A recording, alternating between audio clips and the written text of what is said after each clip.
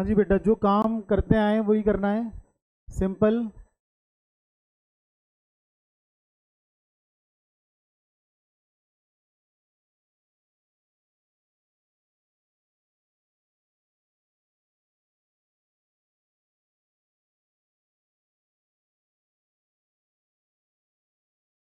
Profit या loss जो हो रहा है, बिल्डिंग है जैसे, बिल्डिंग 5 लाख रुपीज़ से 8 लाख रुपीज़ की हो गई, तो बिल्डिंग की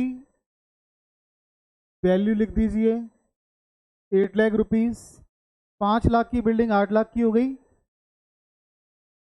बिल्डिंग पे कितना प्रॉफिट हो गया? 3 लाख रुपीज़। बिल्डिंग पे 3 lakh rupees profit.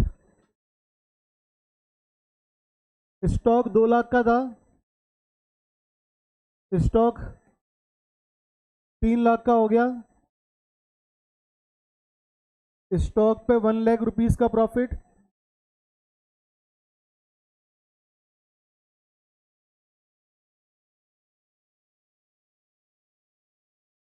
Provision for doubtful debts, हाँ जी, इसका क्या कर दिया? प्रोविजन फॉर डाउटफुल डेब्ट्स,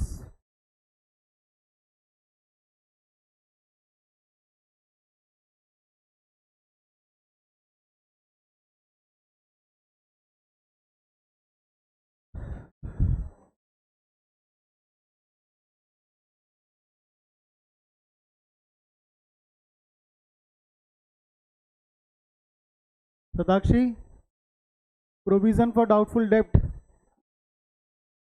इसका ट्रीटमेंट क्या कर दिया?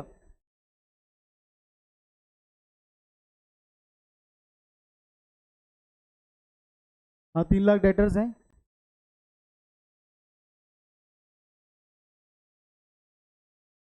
अच्छा, इसमें क्या लिखा हुआ है? इंक्रीज प्रोविजन फॉर डाउटफुल डेब्ट। अभी प्रोविजन कितने का है? अभी प्रोविजन कितने का है? 50,000 का प्रोविजन है। ठीक है, इसमें नीचे क्या लिखा हुआ है? Increase provision for doubtful debts. Doubtful debts provision कितना इंक्रीज करना है? 20,000 से इंक्रीज करना है। तो प्रोविजन अब कितने हो जाएंगे? प्रोविजन हो जाएंगे 70,000 के। जो बोला है सिंपली वो करें। ठीक है, 50,000 के प्रोविजन थे, इन्होंने बोला है कि प्रोविजन बढ़ा दो, इंक्रीज प्रोविजन बाय 20,000। 20,000 से प्रोविजन जो है वो इंक्रीज कर दो। ठीक है, तो ये प्रोविजन जो था वो इंक्रीज करके 70,000। तो डेटर्स 3 लाख के डेटर हैं, लेस प्रोविजन।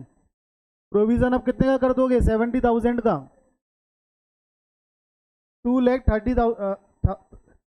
2,30,000 ही आ जाएगा प्रोविजन।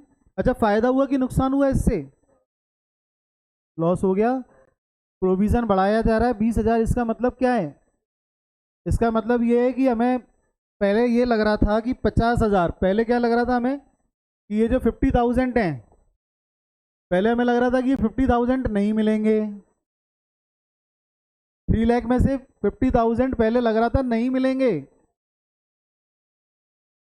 ठीक है, अब क्या लग रहा है? 20,000 और ऐड कर दिए, इसका मतलब अब लग रहा है कि 70,000 पैसे नहीं मिलेंगे, डाउटफुल। पहले डाउटफुल कितने थे? 50,000, 50,000 के डाउटफुल थे। 3 लाख में से 50,000 डाउटफुल थे, मतलब पैसे नहीं मिलने की उम्मीद है हमें, तभी हमने डाउटफुल डाला है उनको। अब क्या हो गया? वो बढ़ के 50,000 से 70,000 के हो गए। तो इसका मतलब हमें ये लग रहा है कि 20,000 और डाउटफुल में चले गए। ये हो गया हमारे लिए लॉस। कोई समस्या? तो provision for doubtful debts,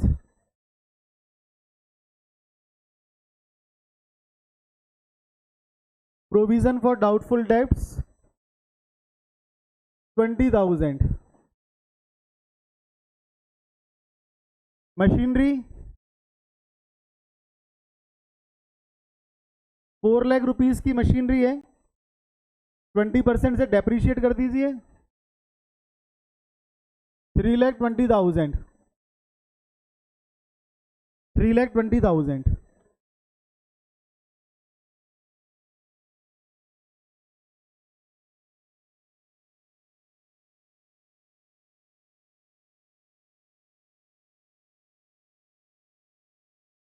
machinery में कितना नुकसान हो गया?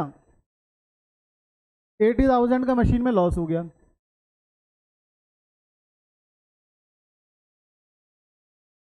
हाँ जी, कैश 1,50,000 कैश हो गया। 1,50,000 कैश हो गया।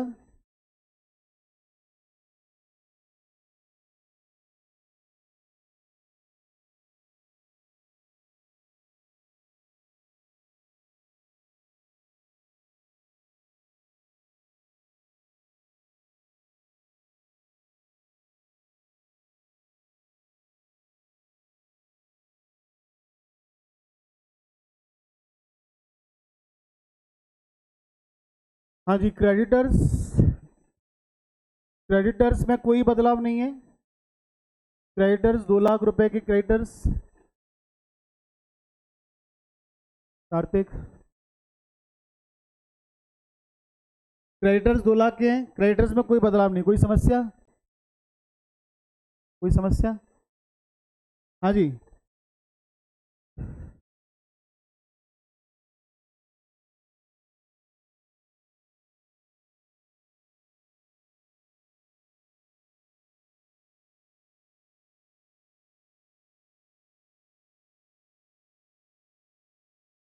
कैपिटल 5 लाख का और 4 लाख का बैलेंस ए और बी का है। General reserve 1,50,000।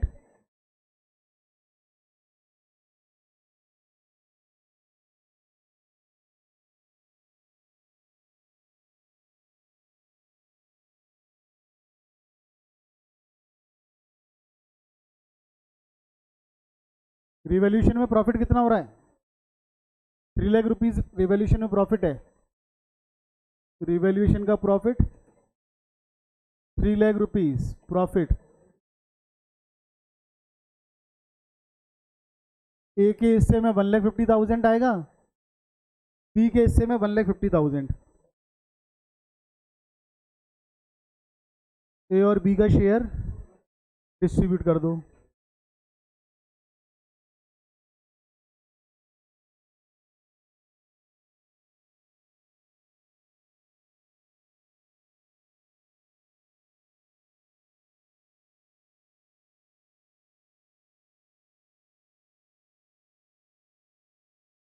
$8,50,000 ए का हो गया,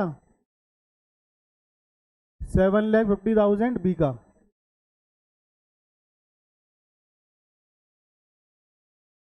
$8,50,000 ए का हो गया और बी का 7,50,000।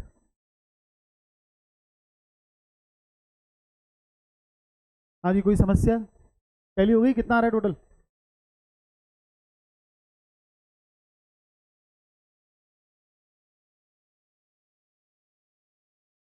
अच्छा, बैलेंस शीट पहले कितने की थी? पहले बैलेंस शीट थी 15 लाख की। 15 लाख की बैलेंस शीट थी, 3 लाख का प्रॉफिट हुआ। अब बैलेंस शीट कितने की हो गई? 18 लाख की। पिछले क्वेश्चन में भी ऑब्जर्व करोगे तो ये कॉन्सेप्ट एप्लीकेबल हो जाएगा।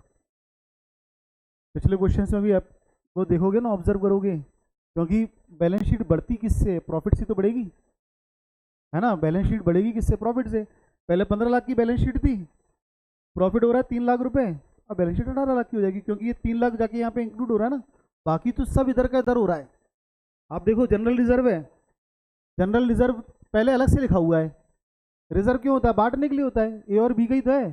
तो ये जनरल रिजर्व 3 लाख जो है वो ए और बी में चला गया। मतलब थोड़ा सा एक्सपर्ट व्यू लो, एनालिसिस वाला। क्या 3 लाख जनरल रिजर्व है, ए और बी में ही तो चला गया वो जनरल रिजर्व। 1.5 लाख ए में चला गया, 1.5 लाख बी में चला गया। देखो, ये जनरल रिजर्व ए और बी में चला गया 1.5 लाख रुपए। पी एंड एल अकाउंट कितना है? 1 लाख रुपए। 50,000 50,000 ए और बी में चला गया। तो कुल मिला के ये 3 लाख ए और बी में चले गए, ये 1 लाख रुपए ए और बी में चला गया। सब वहीं एडजस्ट हो रहा है, ये कोई अलग से नहीं जा रहा। तो ए और बी का जो अमाउंट है तभी तो बढ़ रहा है। वहाँ 5 लाख था, यहाँ 8.5 लाख है। ये जो 8.5 लाख रुपए, इसमें क्या क्या आ गया? जनरल रिजर्व आ गया, पी एंड एल आ गया, और ये जो 3 लाख प्रॉफिट अलग से हुआ है वो आ गया। तो टोटल बैलेंस शीट कितने की हो गई हमारी? 18 लाख की, है ना। अच्छा अब जरा एक कॉन्सेप्ट और आगे बढ़ते हैं, एक कॉन्सेप्ट और आगे बढ़ते हैं। जैसे रिजर्व है, रिजर्व का क्या काम है? रिजर्व का काम है डिस्ट्रीब्यूट होना। अभी हम जितने भी रिजर्व बना रहे हैं ये सब क्या कर रहे हैं? ये रिजर्व बेसिकली क्या हो रहे हैं? ये डिस्ट्रीब्यूट हो रहे हैं। जैसे जनरल रिजर्व था, पी एंड एल था, जनरल रिजर्व और पी एंड एल ये क्या होते हैं? ये डिस्ट्रीब्यूट हो रहे हैं। ठीक है, तो रिजर्व का काम है डिस्ट्रीब्यूट होना, हम इसको डिस्ट्रीब्यूट कर रहे हैं बेटा। अच्छा, और किसी नाम से भी अगर रिजर्व आया तो कोई समस्या है? काम तो वही रहेगा ना इसका, काम तो वही रहेगा। अच्छा, जैसे एक छोटा सा एग्जांपल लेते हैं। एक रिजर्व है, इसका नाम है वर्कमैन, वर्कमैन कंपनसेशन रिजर्व। एक रिजर्व है जिसका नाम है वर्कमैन कंपनसेशन रिजर्व। तो इसमें क्या बोलने वाली बात हो गई भाई? वर्कमैन कंपनसेशन रिजर्व, इसको जरा समझें कि क्या हो गया। ठीक है, अच्छा वर्कमैन मतलब वर्क काम कर रहा है, मैन मतलब कोई व्यक्ति काम कर रहा है ना, वर्कमैन। कंपनसेशन मतलब, कंपनसेशन मतलब किसी को मुआवजा, शुद्ध हिंदी में बोलते हैं ना मुआवजा देना है भाई, किसी को पेमेंट करना है, कंपनसेट करना है, उसका मेहनत आना है, मेहनत कर रहा है कोई काम कर रहा है तो हम उसको कंपनसेशन दे रहे हैं। ठीक है, अच्छा रिजर्व्स तो है ही है, जो पैसा हमने एक्स्ट्रा में हमने सेव कर रखा है वो रिजर्व्स हो गए हमारे। अब जरा ये तीनों चारों को मिलाते हैं, उसके एक कॉन्सेप्ट बनाते हैं। क्या होता है बेटा, जब फैक्ट्रियों में काम होता है, बड़ी बड़ी फैक्ट्रियों में काम होता है, और फैक्ट्रियों में काम होता है तो वहाँ पे लेबर काम करती है, और लेबर काम करती है ना, तो लिटरली आपको मैं आपको बताऊँ, ये बिल्कुल प्रैक्टिकल केस है। ये 4-5 साल पहले छोटा ब्रदर है उसके, मतलब उसका फ्रेंड था वहीं पुणे साइड कोई फैक्ट्री है, वहाँ पे काम कर रहा होगा। ठीक है, अच्छा फैक्ट्री में जितने भी काम होते हैं वो सारे रिस्की होते हैं, वो काम जो है वो बड़े रिस्की मैटर है। ठीक है, और वो जो रिस्की मैटर था, वो रिस्की मैटर इतना ज़्यादा रिस्की हो गया, कोई मशीन वशीन उसके पैर पे गिर गई। बताया था ना पहले, फिर से सुन लो। ठीक है, हाँ जी, तो जैसे उसके पैर पे गिर गई, अब बेटा पैर पे गिरने के बाद स्थिति क्या हुई? पैर पे गिरने के बाद स्थिति की वो ना चल पाए ना किसी और, मतलब ये मान के चलो कि डिसेबल हो गया, वो डिसेबल हो गया। अच्छा, कंपनी ने उसको जॉब से निकाला, सबसे पहली गलती। ठीक है, कंपनी ने उसको जॉब से निकाला। अच्छा, कंपनी का एंगल क्या था कि अब ये हमारे किसी काम का नहीं रहा। ओबियस सी बात है कि अब वो ना चल फिर पा रहा है तो वो किसी काम का रहेगा क्या? किसी काम का नहीं रह पाएगा।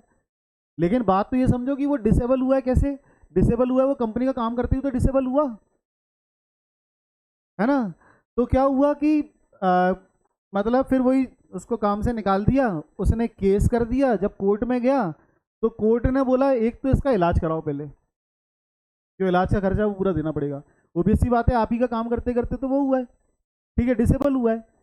अच्छा, उसके बाद उसको जॉब पे भी रखना पड़ा, जॉब पे भी रखना पड़ेगा। क्यों? बाकी उम्र क्या करेगा वो?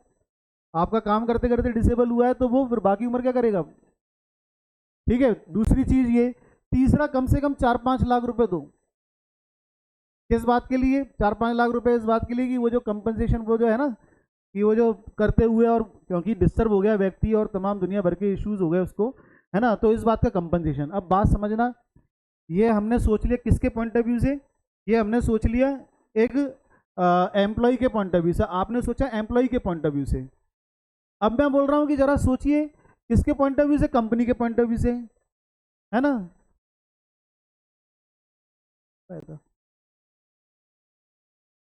अरे चलो,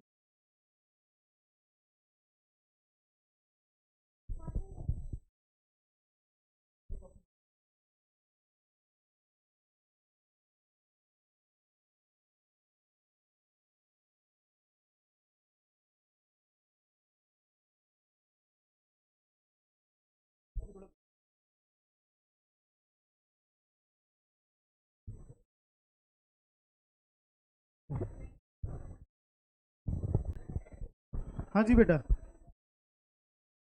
हो गया? डिस्कशन का माहौल आ गया है?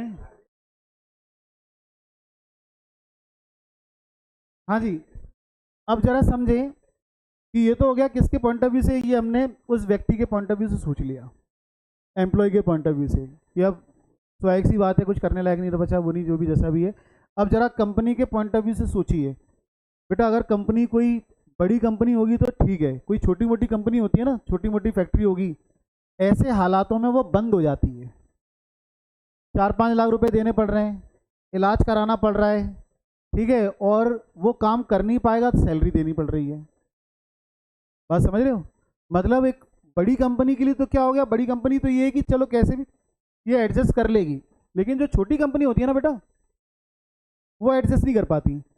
मतलब कोई भी अगर छोटा मोटा कंपनसेशन अगर आ गया, क्लेम आ गया, उसको क्या बोलते हैं, क्लेम, अगर कोई छोटा मोटा कंपनसेशन आ गया, कोई क्लेम आ गया ना, तो फिर ये मान के चलो वो कंपनी फिर बंदी हो जाती है। क्यों? अगर किसी कंपनी को चलते फिरते कोई छोटे मोटे ऑर्गेनाइजेशन को बोल दिया जाए कि इसको 5 लाख रुपए देने हैं आपको, अब उसको 5 लाख दे दे तो बचेगा क्या? बात समझ गए क्या इशू है? कंपनी का जो पॉइंट ऑफ व्यू है कि भाई मतलब अब ज़्यादा काम तो कर नहीं पाएगा, सैलरी फ्री में देनी है ना। कंपनी को यहाँ से इस जगह से काफ़ी नुकसान हो जाते हैं बेटा, कंपनी को काफ़ी नुकसान होते हैं। इसी के लिए बेटा यहाँ पे ये जो वर्कमैन कंपनसेशन क्लेम है ना, ये अपन यहाँ पे रिजर्व बना के रखते हैं, वर्कमैन कंपनसेशन रिजर्व। ये केस समझ में आया? ये होता क्या एक्चुअली में, वर्कमैन कंपनसेशन रिजर्व।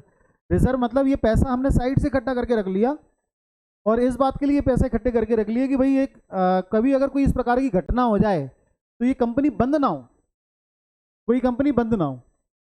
ठीक है, तो अब क्या है, ये हमने रिजर्व, सपोज करो कि अगर यहाँ पे वर्कमैन कंपनसेशन रिजर्व अगर 2 लाख रुपए इकट्ठे करके रख लिए हैं, 2 लाख रुपए इकट्ठे करके रख लिए, और कोई नया पार्टनर आ रहा है, सी, सपोज करिए कि कोई नया पार्टनर, अभी 2 पार्टनर है, ए और बी, ठीक है, तो क्या होता है बेटा, ये जो वर्कमैन कंपनसेशन रिजर्व है 2 लाख का, इसको बांट के खत्म करो, ए और बी। ये अच्छा, इस पे किसका अधिकार है, वर्कमैन कंपनसेशन रिजर्व पे किसका अधिकार है, ए और बी का ही तो है। ये इन लोगों ने अपने प्रॉफिट में से थोड़ा थोड़ा निकाल के इकट्ठा किया है, ए और बी ने ये 2 लाख रुपए अपने प्रॉफिट में से इकट्ठे किए, तो इस पे किसका अधिकार बनता है, इस पे ए और बी का अधिकार बनता है। अब सी आ गया है, तीनों मिलके फिर से बना लेंगे वर्कमैन कंपनसेशन रिजर्व। क्लियर हुआ पॉइंट, है ना? सी आ गया है तो दोबारा से तीनों मिलके बना लेंगे वर्कमैन कंपनसेशन रिजर्व, उसमें सी भी अपना कुछ ना कुछ जो भी है वो भी ऐड करेगा। तो इसलिए ये जो 2 लाख रुपए हैं ये ए और बी में डिस्ट्रीब्यूट हो जाएंगे। ये जो वर्कमैन कंपनसेशन रिजर्व है 2 लाख रुपए, जैसे आपने बाकी का रिजर्व ये 3 लाख थे, तो 3 लाख के पीछे भी क्या सोच थी, क्या साइकोलॉजी थी कि ये 3 लाख रुपए ए और बी ने इकट्ठे करे हैं, तो ए और बी को बांट दो। तो जो अप्रोच हमारी ए और बी के लिए थी, ये जनरल रिजर्व के लिए, वही वर्कमैन कंपनसेशन रिजर्व के लिए हो जाएगी। क्या समस्या है? वर्कमैन कंपनसेशन रिजर्व का भी सेम केस हो जाएगा कि आप इसको यहाँ पे इस तरीके से डिस्ट्रीब्यूट कर देंगे। कैसे डिस्ट्रीब्यूट कर देंगे? 2 लाख रुपए हैं तो ये 1-1 लाख रुपए, एक के हिस्से में 1 लाख रुपए आ जाएगा और बी के हिस्से में ये 1 लाख रुपए आ जाएगा। कोई समस्या, कोई दिक्कत, कोई दिक्कत यहां तक? चलो, सपोज करो कि इतने बीच में कोई एक्सीडेंट हो गया, ठीक है, दुर्घटना भी करवाई लें, है ना, जिसके लिए बनाया था। अच्छा, वर्कमैन कंपनसेशन रिजर्व कितने का बना है? 2 लाख रुपए का वर्कमैन कंपनसेशन रिजर्व बना है, 2 लाख रुपए का। ये पैसे इकट्ठे हैं, और अगर आपको यहाँ पे कुछ नीचे इंफॉर्मेशन मिल जाए कि हमारे ऊपर कोई केस चल रहा था और वर्कमैन कंपनसेशन क्लेम 50,000, 50,000 रुपए का हमारे ऊपर कोई क्लेम है, 50,000 का अगर हमारे ऊपर कोई क्लेम है। अच्छा, अगर कोई क्लेम, क्लेम का मतलब क्या हो गया, किसी ने केस किया है, केस करने के बाद 50,000 वो अब हमें उसे पे करने हैं, 50,000 हमें उसे पे करने हैं, तो 50,000 पे कर दो। 50,000 अगर पे करने के लिए बोल दिया तो 50,000 इसके लिए पे कर देंगे हम। अच्छा, 2 लाख में से अगर 50,000 पे कर देंगे तो कितने बचे? 1,50,000 ना। अब कितने बचेंगे? 1,50,000 बटेंगे यहाँ पे, डिस्ट्रीब्यूट कितने होंगे? 1,50,000 डिस्ट्रीब्यूट होंगे, 75,000, 75,000। क्लियर हुआ? कोई समस्या? है ना। तो वर्कमैन कंपनसेशन क्लेम जो है, वर्कमैन कंपनसेशन क्लेम इसी तरीके से चीज़ों को अपने को मैनेज करना पड़ेगा। क्लियर है। अभी तो क्लेम का बाद में देखेंगे, पहले जरा वर्कमैन कंपनसेशन बैलेंस शीट में लेके आते हैं, फिर वर्कमैन कंपनसेशन के क्वेश्चन करते हैं, फिर क्लेम वगैरह देखते रहेंगे अपन। ठीक है, तो पहले कम से कम वर्कमैन कंपनसेशन रिजर्व की आदत तो पड़े। क्या हो गया, वो 75,000 डिस्ट्रीब्यूट हो जाएंगे, है ना, इस तरीके से हो जाएगा। बाकी 50,000 जो है वो रिवॉल्यूशन भेज देंगे। अभी तो अपन केवल रिजर्व का केस कर रहे हैं, जैसे बाकी रिजर्व बांटते थे वैसे वर्कमैन कंपनसेशन रिजर्व बांटो। ठीक है।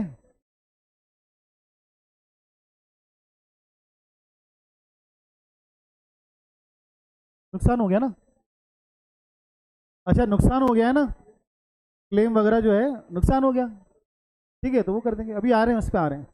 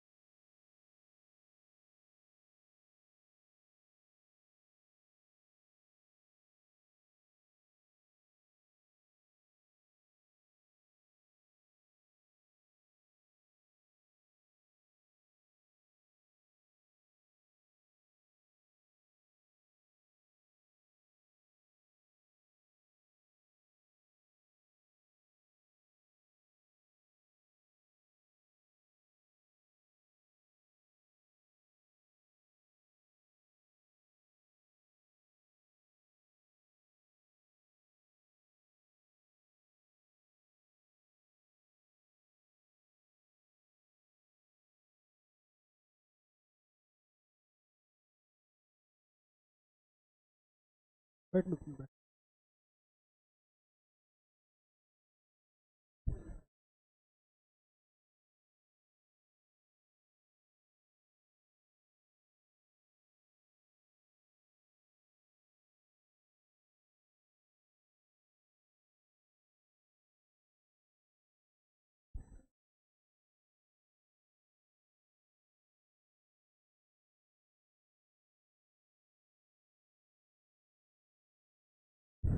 चलिए balance sheet.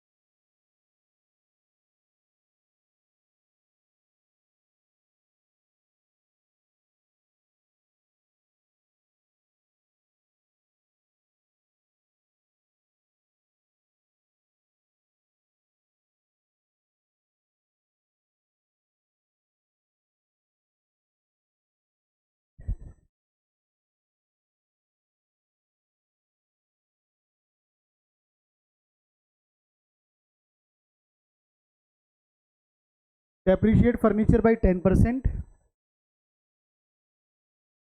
building revalued rupees 10 lakh, provision for doubtful debt rupees 30,000, provision for doubtful debts rupees 30,000.